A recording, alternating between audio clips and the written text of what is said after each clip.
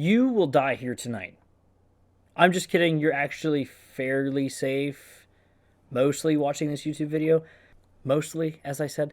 But today we're talking about a survival horror game called You Will Die Here Tonight. And as a theme with my reviews here lately, I'm a little bit late to this one. But You Will Die Here Tonight came out on October 31st, Halloween of 2023, just last year. And that was developed by Spiral Bound Interactive. And overall, it's got very positive reviews. And while I didn't look at any of that going into it, I was really excited to see just how well this game lived up to the actually pretty good looking trailer. For some other need to knows, the game is $20 and it's going to get you roughly about 4 to 5 hours of playtime on that first run. But if you don't do everything, there's a really strong incentive to go back and do it again. So, you'll probably go faster on your second run. So maybe you'll get 6 to 8 hours overall. Now, that being said, hello, my name is Falling Hurts. If you've never seen my videos, you're probably for the better on that one. I won't lie to you. I don't do anything crazy.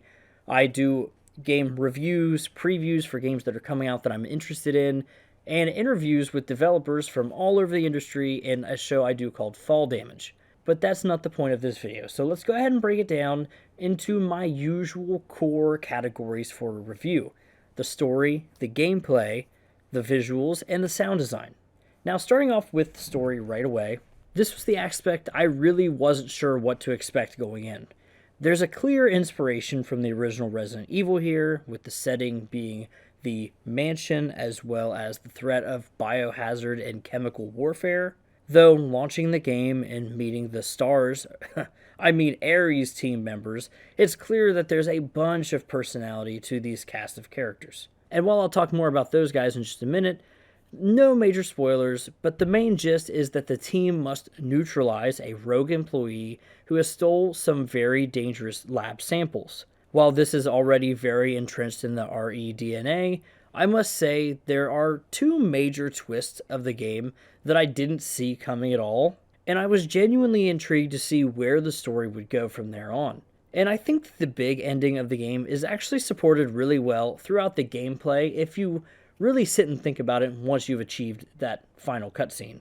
Now, outside of the actual narrative itself, the game world is supplemented by notes and diary entries that aren't too plentiful, thankfully, and they're organized based off of their subject matter in the menu screen, which helps a lot.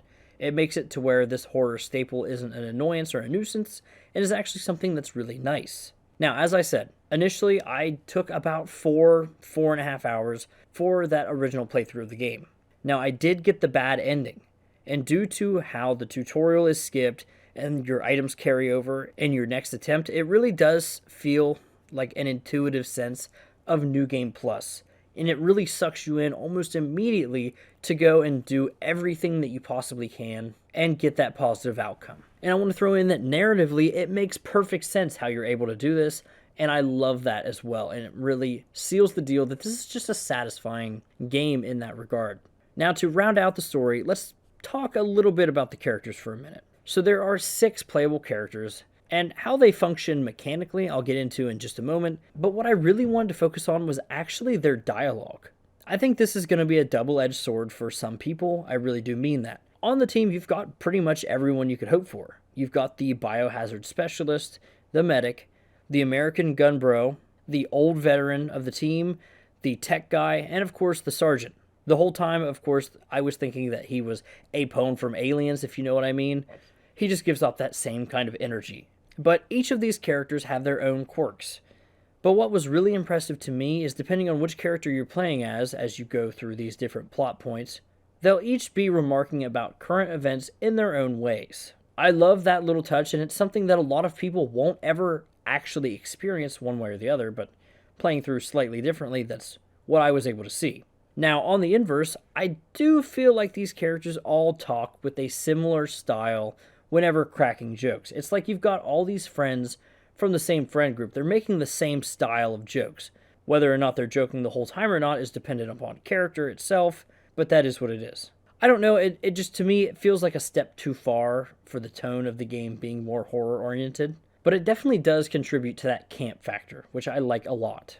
But whether you look at the actual story and its twists, the Resident Evil inspirations, or even the characters that give the game its heart, even if sometimes they do ring a little samey. It's moments like these throughout that are peppering along to make a game that's a truly lovely experience, narratively speaking.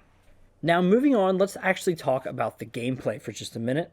And this is where I have some criticism, but overall, I think I really like what is presented, and it's pretty much as advertised. So at a base level, this game plays a lot like a Resident Evil styled game.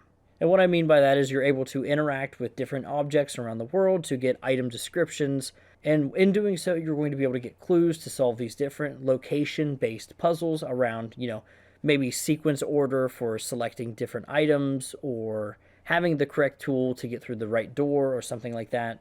Now, where it pretty much draws the line is the combat as well as the inventory. There is no inventory puzzle to this game, so that's not an aspect that you need to compare or worry about. It's very, smooth sailing as far as that's concerned. But with the combat of the game, as you'll see in my gameplay here, as well as I may play a trailer at some point, it shows a little bit more of the game. The basic idea is, I don't know, the best way I can explain it is kind of like Pokemon. And I mean that not visually speaking whatsoever, of course. I just mean that when you're in the isometric viewpoint and you're walking around the mansion, you actually are going to run across enemies, zombies or whatnot. And as they approach you, you can aim your gun or you can aim at them to enter combat at any time. Or if they get up to you and they actually attack you, instead of taking health from you then, that's when they will also kick you into a combat section. So whether you're triggering it or they are, you're going to be kicked into a combat section. Now, this is in first person. You don't move other than aiming. And depending on how many enemies were coming at you, or if it's a scripted segment where there's a bunch of them, is how long you're going to actually be here shooting at different enemies. And the only major difference is if they attack you before this, they're right up on you, basically damaging you right away. But if you enter combat, you've got more time to react. So with that being said, let's go ahead and talk about the remainder of the combat right here and now. So weapons that you have are fairly standard. You've got your handgun, you've got fists, which you can find a knife, as well as a shotgun that can be upgraded, a few other weapons, and it's all pretty standard issue for this style of game. But what I have to say, and I really truly mean this, I'm not the biggest fan of this combat. I thought I would be. I really did. But something about it just lost its luster very quickly. I mean, visually, it looks really cool the first couple times that you go into it. And when you get into a new area and you're in different environments, it's true. One thing with the combat, and it falls into a combat section because it's what it is that the environments that you're fighting, the arenas, if you will, are very samey. The very first time you encounter a zombie, you see him run through a door, and it's scripted. It's a different section. And there are, of course, boss fights, which are different as well. But man, I just cannot, in my humble opinion, accept that seeing the same encounter, no matter where you trigger it, you could be on one side of the hallway, trigger a combat section, and then go to the other end of the hallway, trigger another combat section, and it looks like you're in the same exact space. It just gets really samey, especially in an area where you have to do that quite a lot. So that was one of my minor issues. I do like the idea of going from isometric to first person. That's really cool. But other than that, I enjoyed the actual combat itself. I found myself at first getting into a bit of trouble with the combat because I was playing by my rules. I was trying to only shoot the zombies in the head, the hardest place to hit them, of course. I wasn't accepting that you could do body shots, leg shots to knock them down, and other ways to kind of level the playing field just a little bit more. So I was making it too hard on myself, and initially I was a lot more negative before I realized that I was being stubborn. So in that sense, I like the variety of ways that you can actually deal with certain enemies. But unfortunately, there's not that many enemy types to deal with. Outside of boss fights, which aren't really that many either, there's truly only enough enemy types to count on one hand. Which, again, it's a shorter game, I understand that.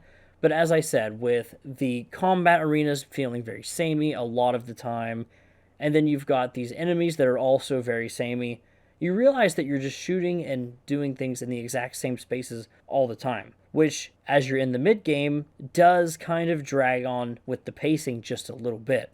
Because there's a point in the item progression of the Resident Evil-styled item loop, as I would call it, that you are just kind of backtracking and going to these different places trying to find those next items. And in those moments, I didn't really enjoy the game that much. Thankfully, it was kind of bolstered up by those notes that I was finding and visually and stuff like that. Now, as I did with the story section, I want to round out how I talk about the gameplay with the characters themselves. So, as I've already said, you have 6 characters that you play as. Each of these characters plays just a little bit differently from one another. Maybe not entirely differently, but you're definitely going to favor some over the others. And while you can choose who you want to play as, it's important to note that when one character dies, you must continue on with a different character. For instance, when I play as the Dr. Kowalski, if I'm playing and I'm going out there and I die, then I move on to the next guy, and he goes out there, and you can actually find her, if she's bitten by a zombie,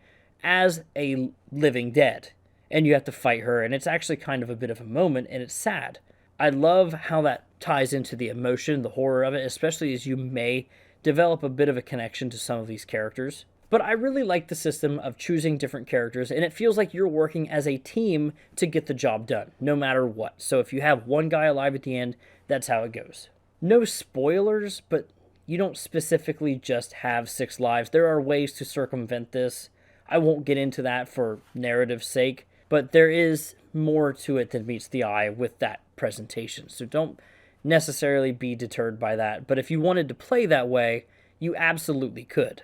Now, with that being said, I want to talk a little bit about how each character impacts the gameplay, or at least give you an idea of what I mean.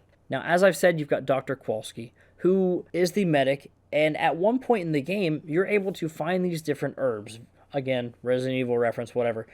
And you can bring them back to your base of operations. And each character kind of has a little bit of a souvenir at your base of operations that they can kind of benefit from. And in this instance, she is able to use these herbs to make med kits that if, whether it's her or a different character, whenever you return to HQ for one reason or another, you're able to grab some med kits and stock up and get ready to continue on. The range of different things that other characters can do is interesting, I guess. One of the characters can use the upgrades that you find for your weapons across the world at a workbench, which helps a lot. And I may be slightly crazy, but you'll also notice a little bit of difference in how characters run, how fast they run, reload, fire, damage, all of these different things, how much health they have even. It feels like each of these characters have different measurements, and you get a little bit of a profile on each of them at one point as well. So ultimately, I think the gameplay is good. It's a great base, but there were definitely changes that I wish could have been made. I think what worked really well was that Resident Evil style exploration with the items. I don't miss the inventory system, that's fine, and that to me would have been a little too much. However, I did really enjoy the characters and how they play differently and everything about that aspect. And hell, even throwing it out there, I thought most of the puzzles in the game were pretty fair, and there were 1 or 2 instances where I thought a little bit of the descriptions felt a little misleading, but otherwise I thought it felt very much of the time. And my biggest criticism is the combat itself, though as flashy as it may be. But with that being said, let's actually move on to the visuals. So you heard me say it just a second ago, but I hate the run animations of this game. But please don't mistake the fact that I say that I hate the run animations as anything about that slower FPS that those animations or any of the animations within the game tend to have. I like that graphical style a lot. And continuing with the animations, I'm impressed by how many interactions the player character has within the world. When most things can be described in text, it's nice to see that the player can actually do some of these things. But that lower resolution for the game really strikes a great balance of lo-fi and retro, while also sticking to a very strict top-down view and graphical style. Static textures and environments are all really good. My biggest complaint is that it can be a bit visually loud in certain rooms with like a lot of small items or walls or pipes that are meant to obstruct the view partially, though I believe this was done in the name of horror itself. Now, other than the objects that just stand still, you've also got those models that move, such as the player character, the enemies, doors, the boulder from Raiders of the Lost Ark, and even the water fountains. And there's a fine line of clearly not 2D, but with a pixelated appearance that screams early 2000s, and I really enjoyed that personally. Now, combine this with the overbearing movement of the enemies as they advance at you during combat, or even their visual degradation as you damage them, it comes together to get a really heart-pounding experience during those combat sections at times. You know, when you aren't bored out of your mind by fighting the same guy 10 times. Anyway, it doesn't matter.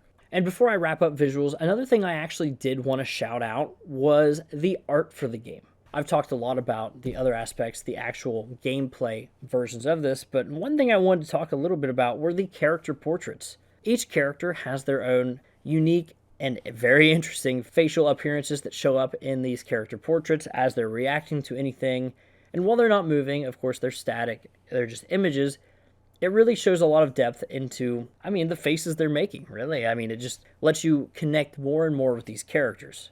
Outside of that, my absolute, and I mean this, my absolute favorite part of the visuals were the particles. I don't know if you can call it the particle effects or not, but like anytime there's like a flash or a flashbang on the screen, and like you see like the small like implosion on the screen, of course, but then the whole screen brights up really quick. It's just so well done. There's a lot of great implementation of graphics throughout this. And with all of that being said, let's go ahead and move on to the final category, the sound design. Now, these are always the shortest parts of my videos. I've said that a million times. While I believe sound is super important, my words are never going to be enough to describe this fully. So I've got some footnotes that I want to talk about, but ultimately that beauty is in the eye of the beholder. So let's talk about what's really, really good. So the enemy sound effects are the perfect mix of old school sound like House of the Dead and something modern, and it's really, really unsettling a lot of the time. Especially when you've got zombies in the next room over and they're beating on doors. It's just really creepy. And another thing that's important to note is there's not a lot of music playing throughout the game. There is music, and there's definitely some diegetic in the game as well. But there's really just not a lot of music, and it leads to a lot of eerie moments while exploring. Especially when your footsteps are hitting on all of these different surfaces, whether it be dirt, wood, metal, all of these different things are echoing into the darkness. Hell, there was even a stereo I found that the lyrics were getting more and more distorted the closer I got, to where the lyrics simply became die, die, die, die. And I love that so much. I thought it was so cool. It was very creepy, ominous. It's too bad it wasn't followed up by some new enemy or something like that. That would have been cool. But another important thing to note is that there is no voice or really voice acting within the game.